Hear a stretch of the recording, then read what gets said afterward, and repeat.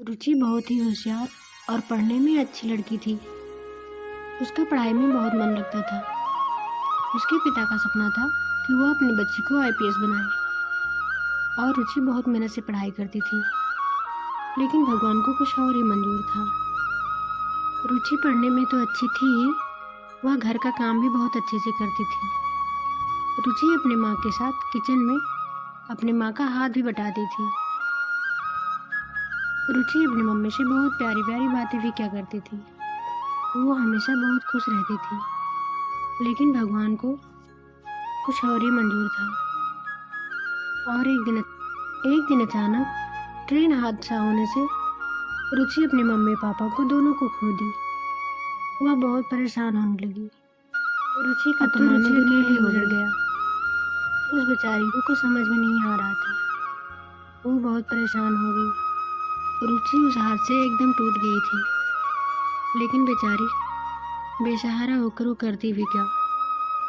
वह अपने घर वापस आई और रुचि को अपने पापा के सपनों की भी चिंता सताने लगी। रुचि के पापा उसको कलेक्टर बनाना चाहते थे। रुचि ने सोचा, अपने पापा के सपने को अवश्य पूरा करूंगी। दिन रात लगाकर मैं मन से पढ़ूंगी। मैं कहीं ना कहीं काम ढूंढकर कुछ करूंगी। रुचि एक दिन एक महिला के घर गई और बोली, आंटी, क्या आपके घर में कुछ काम है? मैं आपके यहाँ कुछ काम कर सकती हूँ। महिला बोली, ठीक है, तुम आ सकती हो और मैं उसके बदले तुम्हें कुछ पैसा भी दूंगी, लेकिन तुमको बहुत मेहनत से मेरे यहाँ काम करना रहेगा। पूरे मन से तुम काम करना। रुचि बोली, हाँ मालकिन, मैं पूरे मन से आपके यहाँ काम करूँगी। महिला बोली, ठीक है, कल से आ जाना।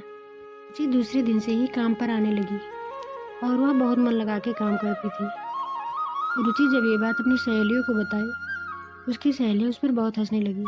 बोली, तुम इतना पढ़ लिख कर अब यही काम करोगी, दूसरे के घर में चौके बर्तन?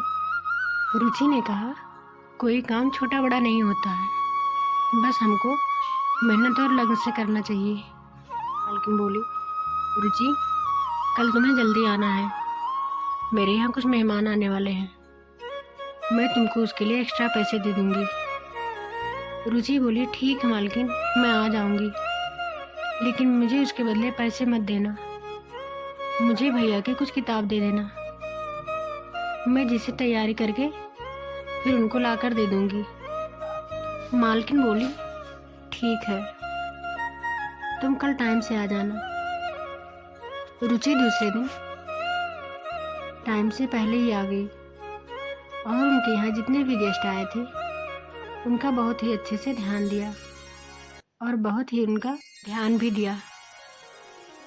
उन लोगों के जाने के बाद रुचि जब बोली, मालकिन, क्या मुझे अब किताब दे सकती हैं? तब मालकिन का लड़का आया और हंसने लगा, ये क्या पढ़ाई करेगी, ये तो पूरा दिन काम करती है और फिर इसके बाद जाके घर पे सो जाएगी, ये क्या पढ़ाई कर पाएगी। रुचि बोली, नहीं भैया, मैं भी आपकी तरह कलेक्टर की तैयारी करती हूँ। उनका लड़का बोला, ठीक है, ये लो तुम किताब और सारी किताबें पढ़कर फिर मुझे वापस कर देना। रुचि बहुत खुश हो गई। वह किताब लेकर बहुत खुश हो गई। वह दिन भर आकर यहाँ चौका बर्तन करती और रात में जाकर बहुत मन से पढ़ाई करती। रुचि बहुत मेहनती लड़की थी और उसका ऐसे प्रीलिम्स क्वालिफाई हो गया। ये बात रुचि कभी किसी को नहीं बताई। वह सोच रही थी, जब मेरा मेंस भी क्लियर हो जाएगा तब मैं किसी को ये बताऊंगी। रुचि पूरा दिन काम करती और रात में आके खूब पढ़ाई करती। वह बहुत मेहनत करती थी और मालकिन का लड़का रुचि का बहुत मजाक बनाता। एक दिन रुचि से बोला, क्या रुचि, तुम तो बहुत मेहनत कर रही थी, क्या तुम्हारा प्रीलिम्स निकल गया? रुचि कुछ नहीं बोली और वहाँ से चली गई। रुचि अपनी ये बातें बताना ही नहीं चाहती थी। वो सोच रही थी, जब मेरा मेंस क्लियर हो जाएगा तब मैं किसी को ये सारी बातें बताऊंगी।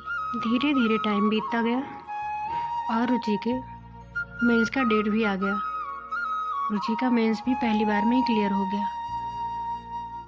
ये बात जब उनके मालकिन को पता चला, वो बहुत परेशान हो गई, क्योंकि उनके बच्चे का तो मेंस क्लियर ही नहीं हुआ था। जब रुचि कलेक्टर बनकर अपने मकान मालकिन से मिलने आई, उनकी मकान मालकिन बोली, बेटा मुझे माफ़ कर देना, मैंने तुमको बहुत परेशान किया था, तुम्हारा बहुत मजाक भी बनाया था।